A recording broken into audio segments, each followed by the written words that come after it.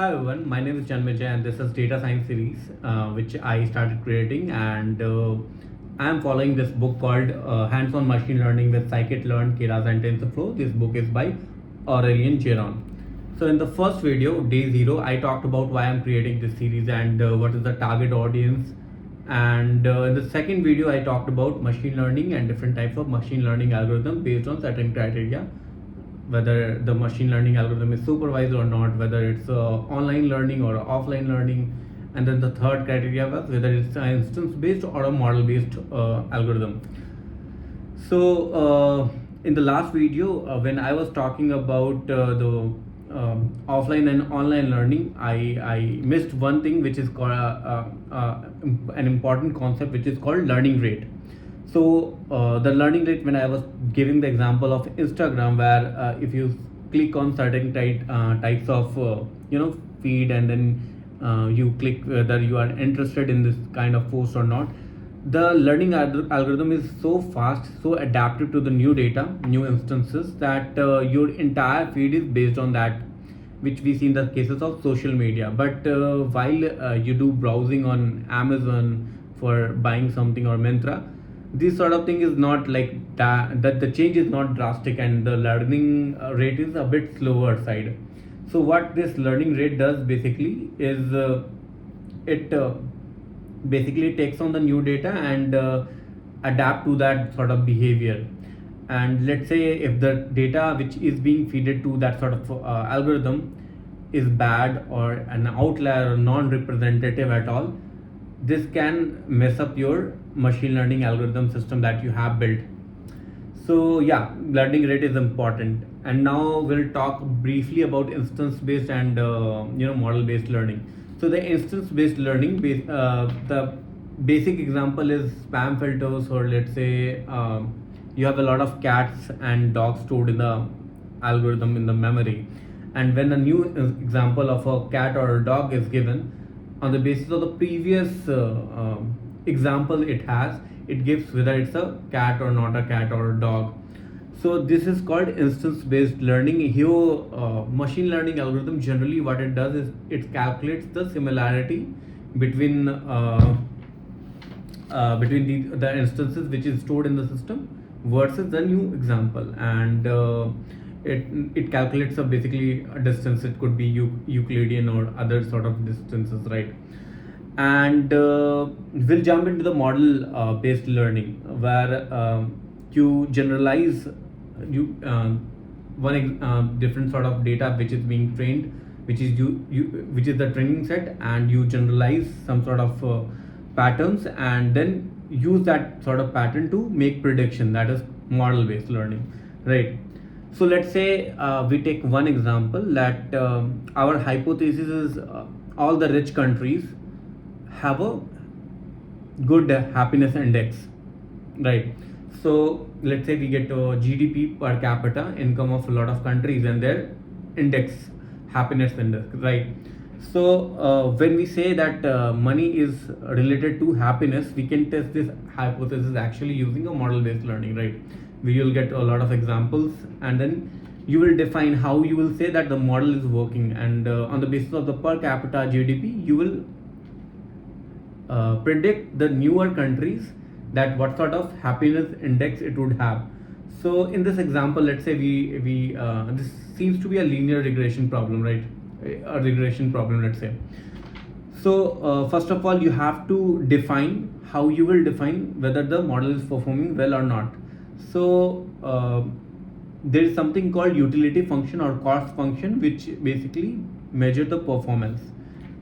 So utility function is basically how good your algorithm is performing in terms of learning, and you train it on the training data set and then make prediction, and how your prediction is different from the actual real world example.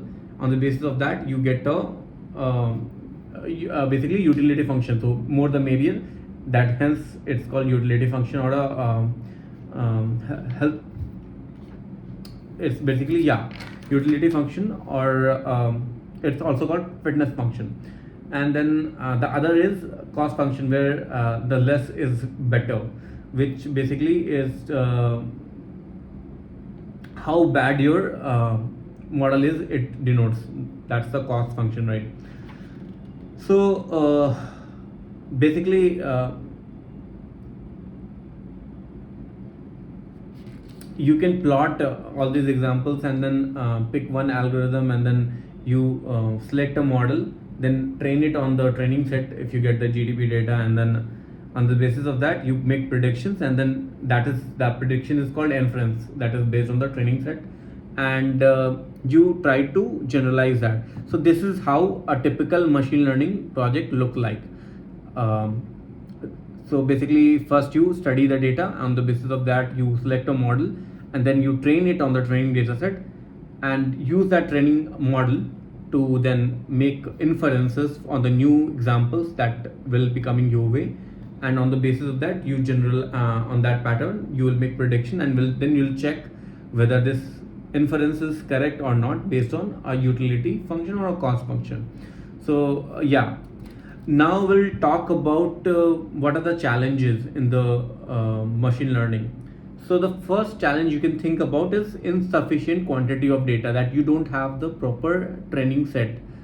So if you don't have if you don't have ample amount of data, then your data set, which is a sample, could be noisy. It might have it might not be able to train the algorithm, right? So there is one another study that was published in 2001, where Microsoft researchers basically showed that different sort of machine learning algorithms perform almost equally if given the ample amount of data. At a certain point, it doesn't matter which algorithm they are using, it will give a similar sort of result if you get ample amount of data, right? So they called it the unreasonable effectiveness of data, and it was published in 2009 again. And if you want to see that sort of chart, I'll just keep it somewhere so that it could be accessed. The other problem in the or the challenge in developing machine learning systems is basically you get the training data which is non-representative. So let's say we took the example here in the previous part where we were talking about developing an algorithm based on the GDP per capita. You are deciding, yeah, or you are basically inferring how much happiness index of that country would be, right? So let's say you treat an example of, let's say, a developed country, let's say, West European countries. Now you train your algorithm on those countries where the development is very good, right? And then you then try to infer Japan's happiness index, or let's say East Asian countries with similar sort of GDP, then you might not get a right result. Why? Because the data is not representative. It just represented certain sort of countries with, let's say, population size might be smaller, some other factors would be into play. So basically the data is not representative. Then what will happen, that you'll get a sampling noise, right? And that sort of sampling noise will create sampling bias, and then it will give wrong signal to the learning algorithm, which if put in production won't give the right results. The other challenge in basically poor quality data. So in the last example, like we said that okay, the data is not representative, means you are getting a sampling bias. So let's talk a little bit about sampling bias first. So let's say that in the elections you might get a call from a political party whether you would like to vote for them or not. Let's say that they called 1,000 people, and out of those 1,000 people, like 200 people picked, and out of those 200 people, let's say 100 people opt not to reply, and then those 100 people who replied actually just said that okay, I will vote for that party. 80 people said will vote for that party, and 20 people said that I'll vote for a rival party, let's say. Now on the basis of that 80 people, the newspaper or the political party which did this sampling exercise will say that okay, we will get 80% of the vote, and no, and in the final results they get, let's say, 30% of 25% of the votes. So that sort of, there is a bias. What basically how you picked those 1,000 people, whether they were all like office folks who, and you called in the middle of their offices, they didn't pick, right? And those 1,000 people were not like selected, and they were not selected randomly or like from different stratas of societies, right? So again, there are 3 or 4 problems in this exercise. So this, and on the basis of these training data, if you make a prediction, then there is a strong chance that the model will not perform well, and this is what we call sampling bias. The other machine learning challenge is the quality of the data which they are being trained on. So let's say that if the data is noisy, or it has a lot of outliers, or if the data doesn't have some sort of if it is not filled properly, there is a completeness issue, means some of the responses are not filled. So these sort of things will give bad results to the learning algorithms. The other is basically irrelevant features. Let's say that in the cases in the previous example, when we said about money is equal to happiness, and then we were getting the feature as GDP per capita, and on the basis of that we are predicting the happiness of the country. So there might be some other feature which a person can include. Let's say that whether this country has eats mango or not, right?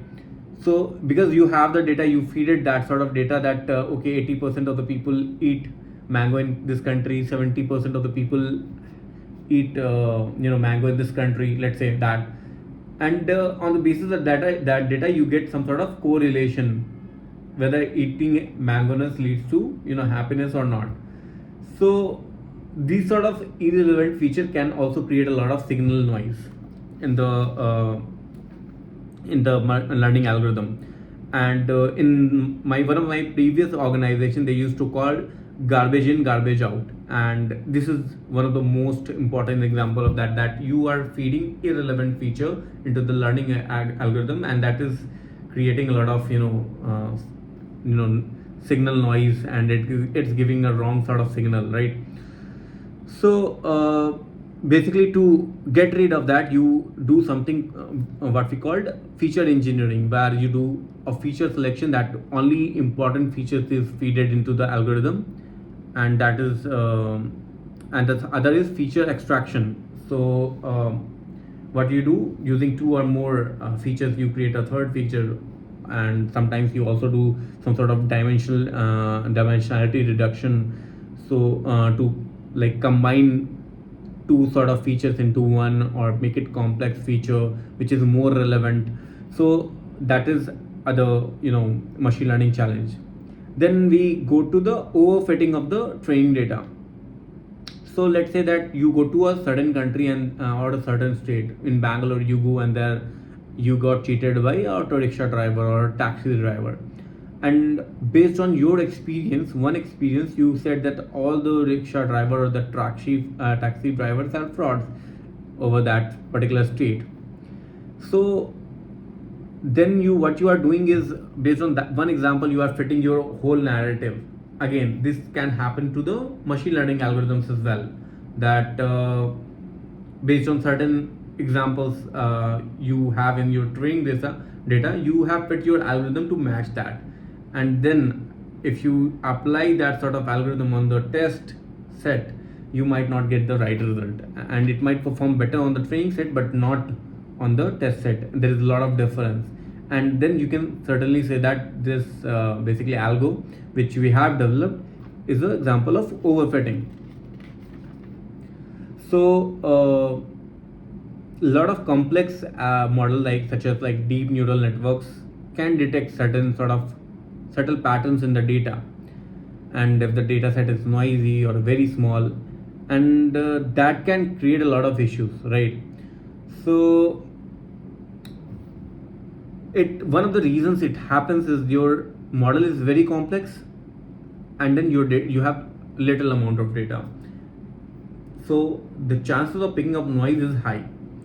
So either you can constrain the model, or make it like more, you use more simple algorithms just to overcome this challenge.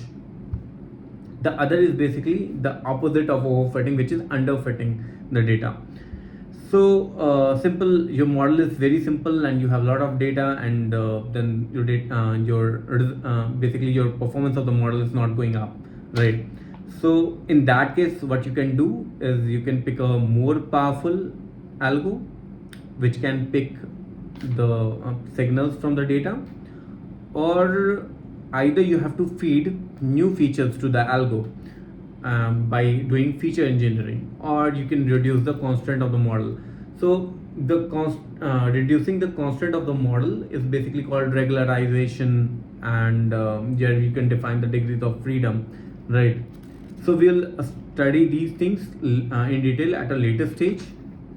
And yeah, once you train your algorithm, you have to test and validate it. So what is generally done, that if you get a data set, either you can train on the whole data set and then test your algo in the production environment, where the users might get cranky about getting bad results, or the other option, which is generally done in the industry, is basically you train it on the 80% of the data set. If the data set is not that huge, and then test set is 20% of the data. But if your data is huge, then probably you can use more data in the training and then less data in the testing your algorithm. So the error rate basically, and then you calculate the error rate. Basically, error rate is calculated on the on the test set, and this is called generalization error. And if your generalization error is very different from on the training set than the test set, then you have something called overfitting issues. Otherwise, if it is similar, then it's fine. So basically we can move on to the hyper parameter tuning and model selection. So we'll talk about it at a later video, and then we'll also talk about the data mismatch and no free lunch theorem.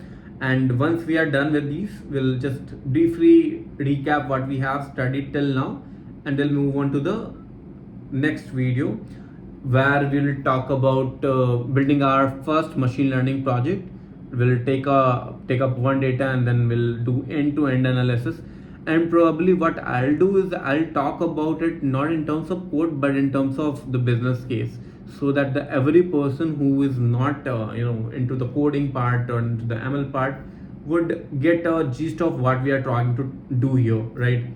So that would be our upcoming videos, immediate videos, and mostly it will be focused on the linear regression wala part, so that it is easier to comprehend, and what are the steps involved in launching a project. So that was day 3 of my machine learning series, and let's talk about what kind of things I can improve, what kind of things you want to see in the upcoming series. I'll try to inculcate in terms of how I'm speaking, how I'm presenting, what kind of notes you would want. Please do comment, and then we'll take it from your feedback and make it better in the upcoming videos. So thanks for watching. Bye.